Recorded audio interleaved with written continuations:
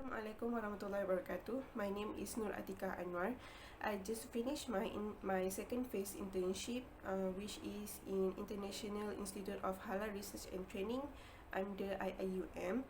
So in this virtual internship, I have been given a task which is a simple review about the cold chain management for halal food product.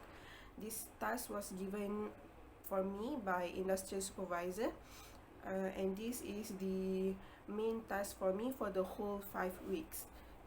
Okay, what is the cold chain management? The cold chain management is a term that used to describe a series of interdependent operations in the production, distribution, storage, and retailing of perishable foods product.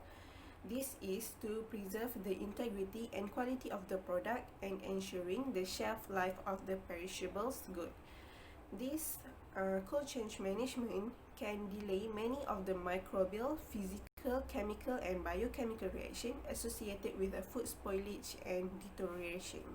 For this topic, for this kind of cold chain management, this review, I would like to focus more on the halalan tayyiban concept, which is related to the INHART itself. So halalan is an element. Halal is an element that focuses primarily on the permissibility of the raw materials or ingredient sources used and the Islamic conduct of slaughter operations, while tayyib is an element that to ensure the wholesomeness, quality, safety of the product relating to the sanitation, hygiene, nutrition, and also the validity of the claim of the products. So, the operation involved in the transformation of animals into meat as the halalan tayyiban concept involve the handling and loading animal on the farm. Second one is the transferring animals to slaughterhouse. Third is the offloading and holding of animals, and the fourth one is the slaughtering of the animal. The tayyib element will be noted based on the outline of the manufacturing. However, poor operating technique and facilities can cause unnecessary animal suffering and injury. This will lead to the meat loss, quality reduction, and meat spoilage. The storage and the transportation also playing the important roles in this operation. These three types of cross-contamination hazard has been taken care seriously to make sure the wholesomeness and the quality of the product. First is the physical hazard, which all of us know, including the objects such as glass, stones, or concrete, which may cause the injury to the consumer. The second one is the biological hazard, which involve the bacteria, viruses, yeast, molds, and parasite. But some microorganisms may cause the food spoilage but not harmful to the consumer. And the third one is the chemical hazard. This chemical hazard always inspected at the raw materials at the receiving stage, such as the pesticide, insecticide, and the fertilizer. And other chemical hazard can be found in the stage of the production, including the oils or sanitizers used on the machine or the equipment. However, the physical and chemical hazard can be controlled using the HACCP, but the biological hazard cannot be controlled by the HACCP. Thus, the cold chain management playing its role to control the biological hazard. So we proceed with the cold chain management. The first step is the pre-cooling, and this pre-cooling has 5 types of cooling, which is the forced air cooling, hydrocooling, room cooling, and vacuum cooling, and cryogenic cooling. The forced air cooling is a way of creating a air pressure differential on the two sides of the stacked pallet tunnel, which allow the cool air to circulate from the outside through the warmer product and back into the room after the refrigeration.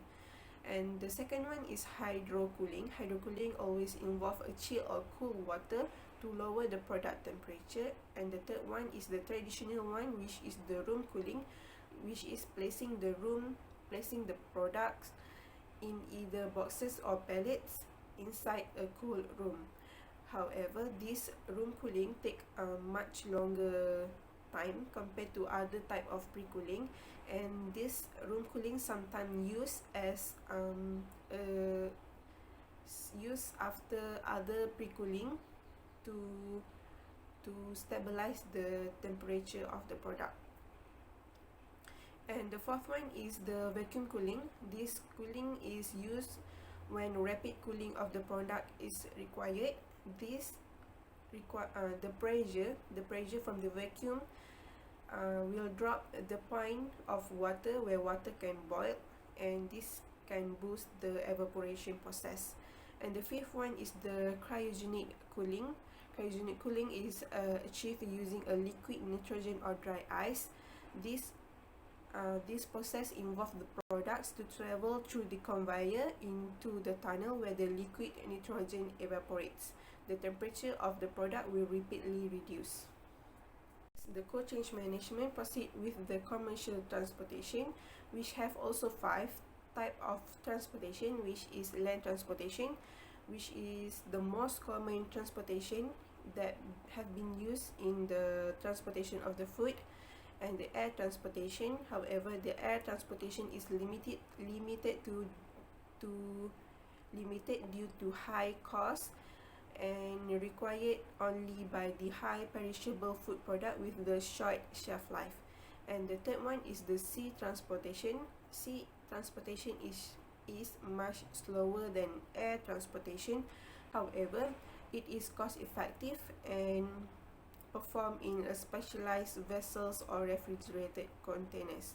The fourth one is the rail transportation, used for a long distance travel, which is more than 400 km and travel more than 2 days. There are 3 types of train car, which is insulated cars, ice-cooled cars, and mechanically refrigerated cars. And the fifth one is the intermodal transportation, which is the movement of food in a single loading unit along a cold chain with 2 or more modes of transportation, which is a road, sea, or rails. After the transportation, the product will store at the distribution center.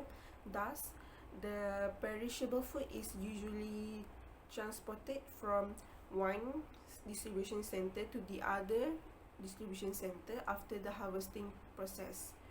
And sometimes this storage at the distribution center may take a few days up to weeks, and the cold chain management is important to make sure that the temperature of the product is stable and do not cause any biological hazard.